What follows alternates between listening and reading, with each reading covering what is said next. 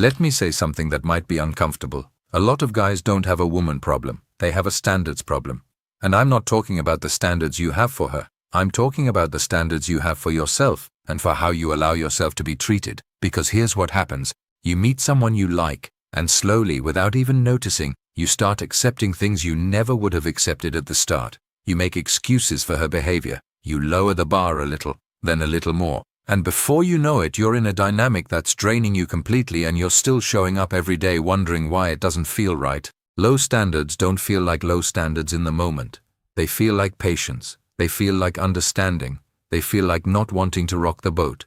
But what they're actually doing is teaching people exactly how to treat you. And today, I'm breaking down 7 signs your standards are too low and it's quietly costing you your self-respect and your attraction. Let's get into it. Number 1. You accept last-minute cancellations without saying anything. She cancels an hour before. You say no worries, it's fine.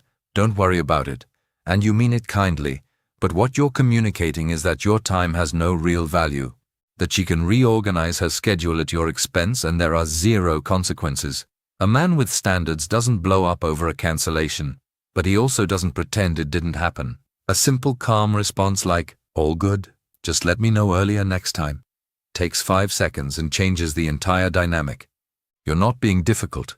You're being someone who respects his own time. That's attractive. Saying nothing isn't. Number 2. You're always the one initiating. Every text, every plan, every conversation restarted after it went quiet. All you. And you keep going because when you do reach out, she responds warmly and that feels like enough. It's not enough. Effort needs to be mutual or it isn't a connection, it's a performance. Pull back, stop initiating for a week. See what happens. If she reaches out, she's interested. If the silence continues, she's shown you exactly where you stand. Either way, now you know, and knowing is always better than chasing something that isn't moving toward you. Number 3. You tolerate being breadcrumbed. Breadcrumbing is when she gives you just enough attention to keep you around without actually investing in anything real. A reply here, a reaction there, a conversation that goes nowhere, and you stay because the crumbs feel better than nothing. But here's what breadcrumbing actually is. It's someone using your interest in them as a convenience while giving you nothing back. You deserve a full meal, not scraps. The moment you recognize the pattern, stop feeding it with your attention. Your attention is currency. Stop spending it where it isn't being matched. Number 4. You change plans for her, but she never changes them for you. She asks you to move things around, and you do it without question. But when you need flexibility, suddenly, it's complicated. Suddenly her schedule doesn't have room. A healthy dynamic has give on both sides. When only one person is doing the bending, it's not balance, it's a hierarchy. And you're at the bottom of it. Notice the pattern. You don't need to make a big deal of it. Just stop rearranging your life for someone who isn't rearranging anything for you. Number 5. You laugh off disrespect to keep the peace. She says something dismissive.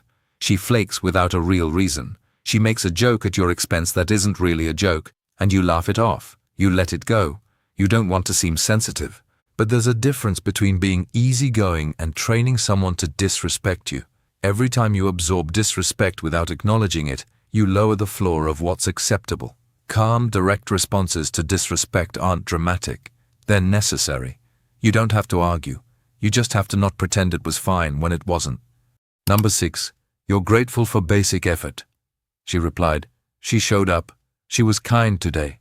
And you feel relieved. Like you were worried she wouldn't and now she did, and that feels like a win. That relief is information. It means your baseline expectation has dropped so low that normal behavior feels like a gift. Basic effort isn't something to be grateful for. It's the minimum. Reset your baseline. You should be grateful for someone going above and beyond, not for someone simply showing up. Number 7. You've convinced yourself that this is just how it is. This is the one that does the most damage. You've normalized the dynamic so completely that you've stopped seeing it clearly. You've told yourself she's just busy. She's just like that. It'll get better. All relationships take work, and maybe some of that is true. But there's a difference between working through something together and working alone while she coasts. If you have to constantly convince yourself that things are fine, they aren't fine. Trust that feeling. It's not insecurity, it's self-awareness. So here's the bottom line. Standards aren't about being tough or demanding. They're about knowing your value clearly enough that you stop accepting dynamics that contradict it. The moment you raise your standards, one of two things happens. Either she rises to meet them, or she shows you she never planned to. Both outcomes move your life forward.